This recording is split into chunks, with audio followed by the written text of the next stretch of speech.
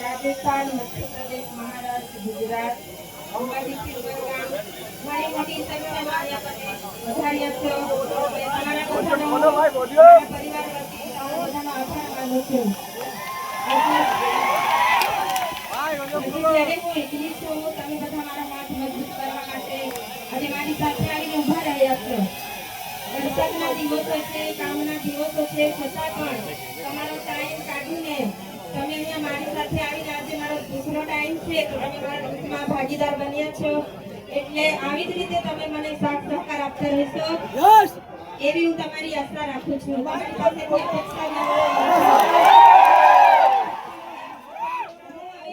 એકલી છું, મારો પરિવાર જેલમાં છે અને મારે ઘરે બાળકો પણ છે, છતાં પણ તમે બધા મને સાથ સહકાર આપો છો એટલે હું હિંમત રાખું છું.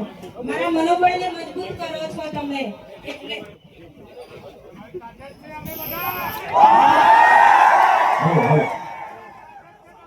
અમે સાથે જ છે બેન, ચિંતા નહીં.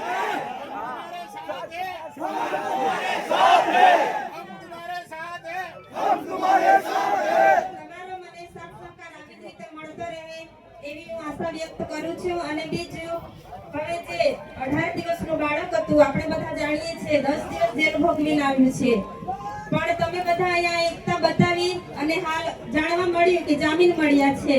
તો આવી જ રીતે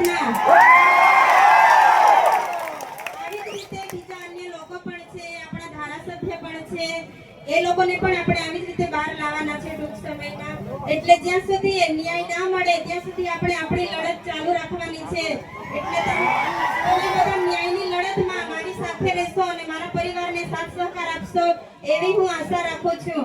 હવે જ્યારે તમે બધા સાથ સહકાર આપશો એવી હું આશા રાખું છું. જ્યારે હું મુલાકાત માટે જઈશ તો હું ધારાસભ્યનું મનોબળ વધારવા માટે દરેક સમાજના લોકો, આપણા ત્યાં પ્રોગ્રામ હતો, દરેક સમાજના લોકો તમારી લાગણી, તમે જે લડો છો તે લડાયકને માન આપીને બધા જ અહીંયા પધાર્યા છો એવું હું તમારા બધા વતી ત્યાં મેસેજ પહોંચાડીશ.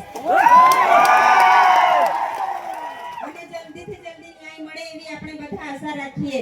હવે અંબાજીથી ઉમરગામથી પણ ઘણા લોકો પધાર્યા છો, એટલે જ્યાં પણ લોકોને જરૂર પડી છે ત્યાં ધારાસભ્ય પોતાના પરિવારની ચિંતા કર્યા વગર, જેલોની ચિંતા કર્યા વગર હર હંમેશા આગળ આવીને ઉભા રહે છે.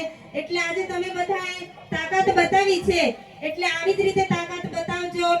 મારું પણ મનોબળ મજબૂત કરજો.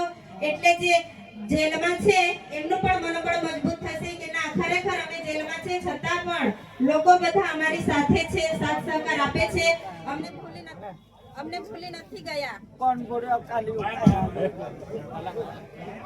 અમને ભૂલી નથી ગયા એવું ના થવું જોઈએ. એટલે તમે બધા સાથે રહેજો, સાથ સહકાર આપજો એવી હું આશા વ્યક્ત કરું છું. હવે એક વાર નથી, બે વાર નથી, આપણી સાથે આ ત્રીજી વખત થાય છે. તમે પણ હર હંમેશા સાથ સહકાર આપો છો. જ્યારે પણ હું આમંત્રિત કરું છું કે હું એકલી છું, તમે બધા સાથ સહકાર આપજો, તો તમે બધા ઘણે દૂર દૂરથી અહીંયા પધારો છો. એટલે તમારો બધાનો હું આભાર વ્યક્ત કરું છું. અને દરેક સંગઠનના અગ્રણીઓ, વડીલો, ધારાસભ્યો અહીંયા જે પધાર્યા છો તમારો ટાઈમ કાઢીને, એટલે તમારા બધાનો હું ખૂબ આભાર માનું છું. આટલું કહીને મારી વાણીને વિરામ આપું છું. આભાર. જય જોહાર.